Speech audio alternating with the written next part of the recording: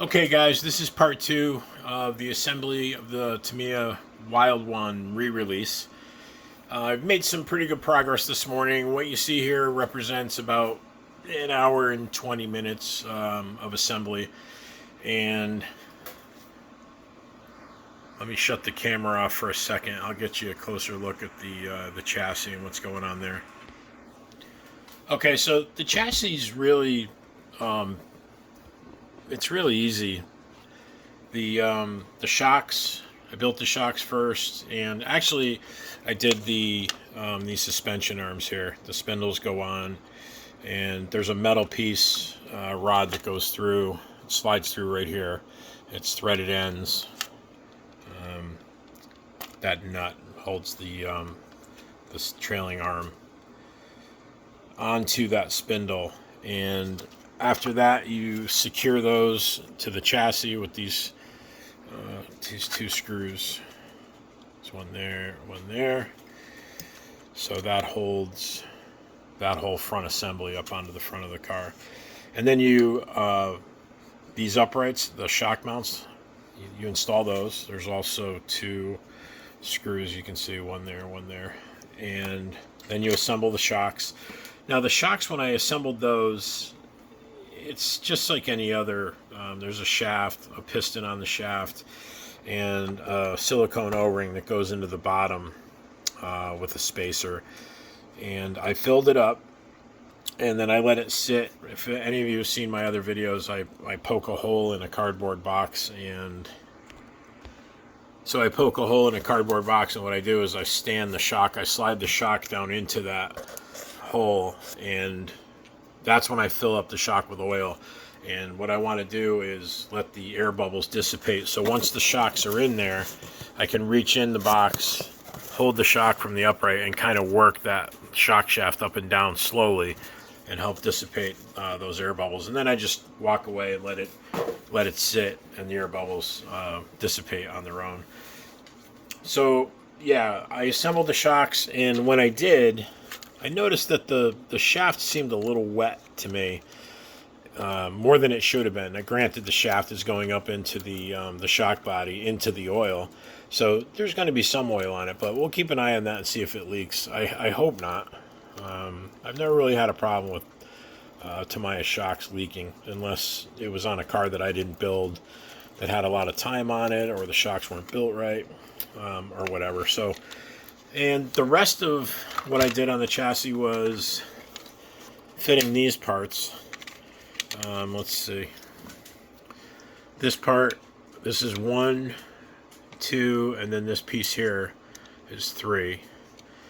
And so fastening those, and those are fastened from the top with, I don't know if you can see that too good. There's one screw there and one there on both sides. And then fitting the roll cage is just a matter of setting it on top of the chassis. There's threaded studs that are pre-installed in the roll cage, so that comes down through the chassis right here, and then you got this nut that captures that. At this point, none of this is fastened. It just sits, and there's none of this here is they don't tell you to fasten any of these either. Once you get the differential assembled and installed, then I'm sure that's when the instructions will come in to install the fasteners to the diff and lock all that up. The Nerf bars, it's real simple. You got this plate, and then the Nerf bar, and then the screws come in right here and here. And you can see that this piece on both sides of the Nerf bar doesn't have a screw. There's actually a little pin molded into this plate that slips into the top of the Nerf bar, and that's how that locks it all in. So, and again, if you're watching this video and you didn't watch the previous video, I wanted to get the blockhead motors edition of this car. I missed out. I just had other things going on. I wasn't doing a lot of cars. I missed out when they first released the blockhead motors edition. I knew about it, and I just kind of dropped the ball.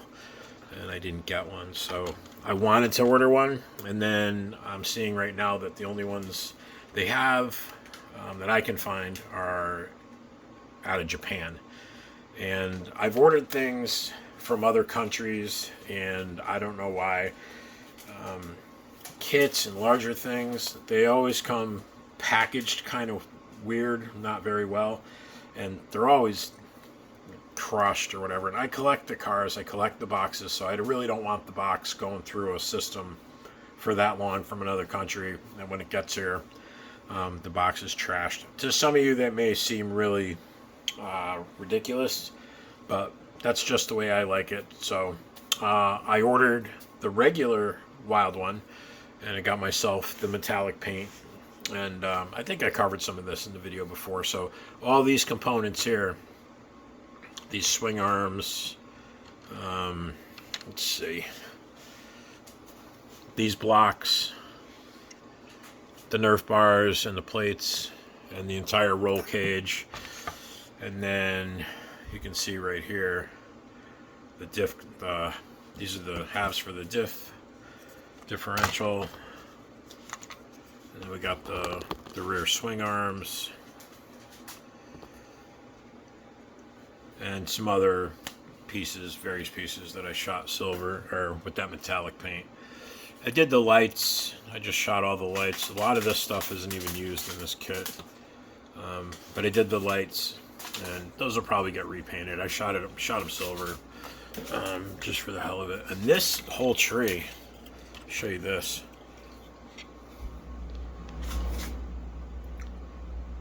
This whole parts tree, everything's been removed on this tree. So like all these pieces,